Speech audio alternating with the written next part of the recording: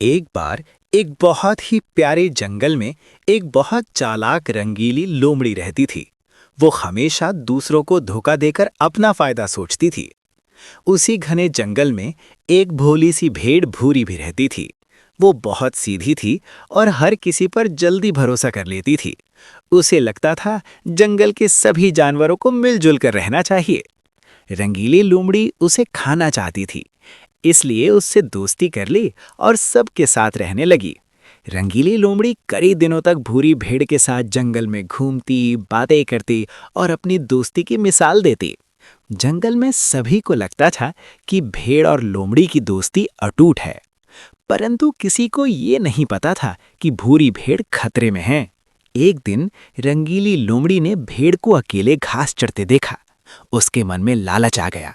वो मीठी आवाज में भूरी भेड़ के पास आई और बोली, भूरी बहन, तुम यहाँ अकेली क्यों हो? मैं तुम्हें एक बहुत ही अच्छी जगह ले चलती हूँ, जहाँ सबसे स्वादिष्ट घास मिलेगी।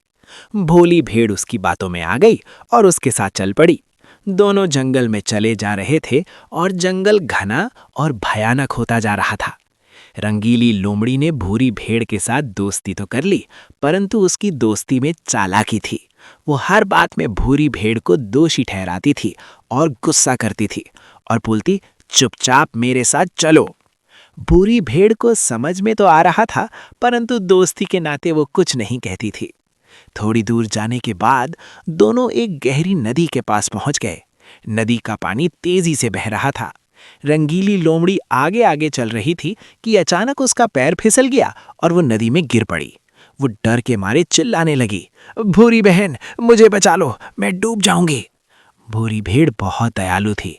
उसने तुरंत पास पड़ी एक लकड़ी नदी में डाल दी। रंगीली लोमड़ी ने उसे पकड़ लिया और बाहर निकल आई। लेकिन बाहर आते ही रंगीली लोमड़ी की असली चालाकी सामने आ गई। लोमड़ी को पश्चाताप हुआ और उसने अपनी सारी चालाकी भूरी भेड़ को बता दी। भूरी भेड़ से उसने माफी मांगी और हमेशा के लिए दोस्ती कर ली।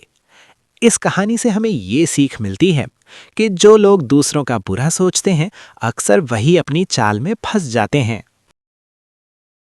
जंगल में फिर से रंगीली लोमड़ी और भूरी भेड़ की दोस्ती की कहानी घूमने लगी। अगर कहानी अच्छी लगी हो तो कहानी को लाइक करें और चैनल को सब्सक्राइब करना नहीं भूलें।